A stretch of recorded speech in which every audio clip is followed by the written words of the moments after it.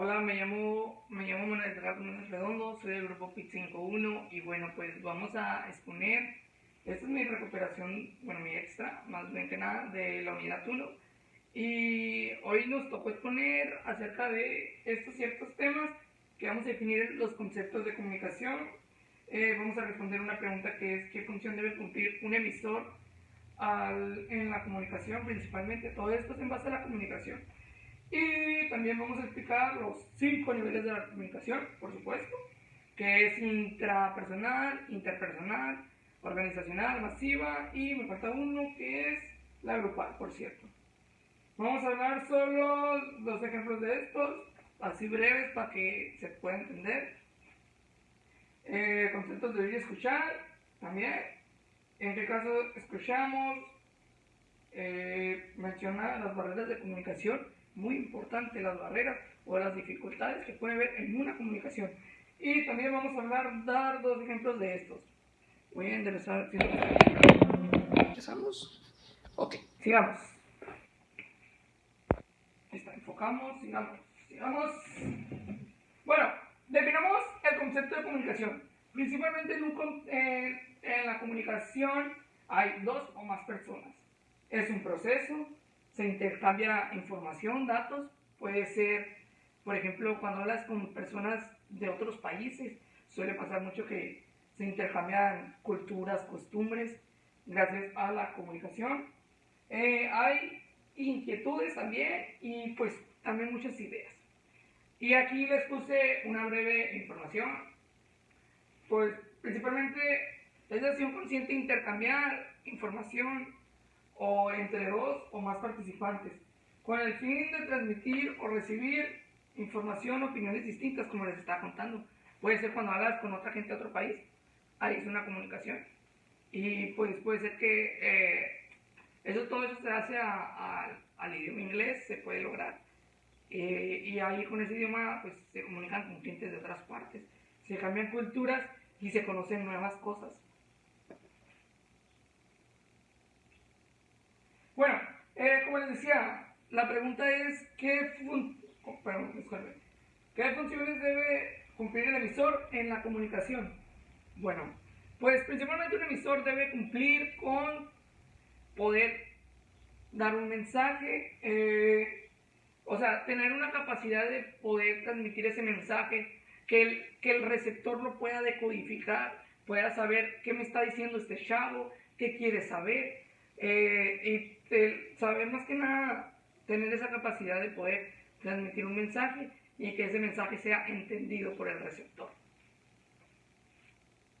Bueno, los 5 niveles de la comunicación, como les decía, es el intrapersonal, el interpersonal, el grupal, organizacional y masivo. El intrapersonal es el que es contigo mismo. Este se da mucho cuando te vas a la cama a dormir en la noche y te pones a pensar, oye Manuel, hiciste esto mal, oye, hay que mejorar en esto, échale ganitas, levántate más temprano, busca trabajo, cosas así, pues que tú hables contigo mismo, más que nada. Y esto es como hablando con tu propia conciencia, se podría decir. Pienso yo que es eso. El interpersonal, pues es el que se da con otra persona. En este dice que te comunicas con otra persona de cara a cara. O sea que hay gestos, hay como que comunicación entre tú y él. Y es como que, wow, ¿cómo hiciste eso? Y él, pues así. Podría ser un ejemplo. Pero es el que se da cara a cara, este sí se da entre dos personas, este tipo de comunicación. El grupal se da entre 3 o 2 personas. Este es un ejemplo, pues se puede dar puede ser entre una empresa que esté buscando ¿cómo se dice? ¿Cómo se dice? Cuando están buscando una solución a un problema, puede ser como, yo pienso que también puede ser una lluvia de ideas para un trabajo o algo así, que todos están comunicándose, dando sus opiniones. Este se da entre 3 o más personas. El perdón, se me va la voz. Es la información, mensaje que se da dentro de una organización, ya sea de arriba hacia abajo o de abajo hacia arriba. Esta comunicación organizacional es muy importante ya que por medio de ella se puede cumplir las actividades diarias en una empresa. Esta pues es más que nada, es una organizacional que llegan los de acá y de allá la información de arriba para abajo, y todo eso se hace en base a satisfacer necesidades y poder cumplir con lo propuesto. La masiva pues esta pues ya es algo en grande. Esto se suele dar, por ejemplo, en foros, en lugares políticos. Esta es donde hay mucha gente, por eso se llama masiva, porque es mucha la gente que está en comunicación o que está intentando pues hablar o en ciertas formas dar su palabra. Por eso es masiva. Un ejemplo sería un informe de gobierno, porque es masivo. Otra puede ser un foro de internet, que toda la gente está opinando. Pues, como les decía, dos ejemplos de estos puede ser hablar por teléfono con un amigo, conocido, pareja, familiar. Aquí la comunicación es verbal y es tomar en cuenta el tono de voz para expresar lo deseado. Y otra pues puede ser la intra, que es contigo mismo, como les expliqué. Bueno, vamos a definir lo que es oír y escuchar, que es muy diferente. Los dos principalmente son sinónimos, ¿ok? Y el oír es la acción de percibir los sonidos o lo que alguien dice con el oído. Por ejemplo, el oír es cuando escuchas sonidos. Los sonidos llegan hacia ti. Es cuando no estás poniendo atención, se podría decir quién soy yo. O cuando estás de repente así, puff, escuchas algo y dices, ¿y eso? Que el mismo sonido llega solo a tu oído. Y es como que tú no te esperas eso. También pues el escuchar. Yo pienso que el escuchar es como cuando tú estás hablando con alguien. Perdón, se me va la voz. Cuando tú estás hablando con alguien y esa persona está hablando contigo y tú le estás poniendo atención, eso es escuchar. Y de repente acá puedes escuchar algo y dices, hey, te estás distrayendo, pero estás dejando ponerle atención. Son muy parecidos los dos, porque el oír es cuando llega a tu oído los mismos sonidos, y el escuchar es cuando tú estás poniendo la atención, tú lo estás escuchando. También pues es una acción involuntaria, donde para poder oír solo necesitamos que el sonido llegue a nuestros oídos. Como les decía, el sonido llega a tus oídos. Esta pues no es necesario contestarla porque ya dije escuchar. Menciona las barreras de la comunicación. Ojo, son varias. Barrera semántica. La barrera semántica tiene relación con el significado de las palabras. Este tipo de barreras explican que nos entendamos. Este quiere dar a entender que nos podemos llegar a entender gracias a las palabras. Un ejemplo puede ser una frase que de un mensaje principalmente, o como dice un discurso también. Ese es un tipo de barrera semántica.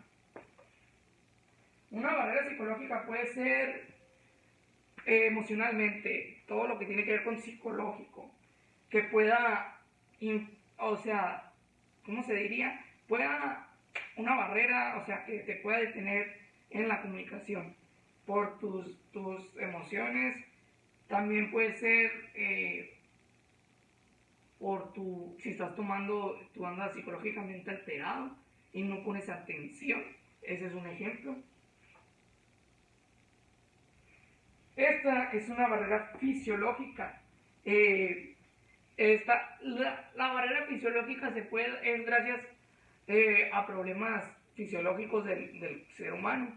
Un ejemplo puede ser un sordo que a alguien se le haya caído una billetera y la persona le está gritando, oiga, su billetera, su billetera.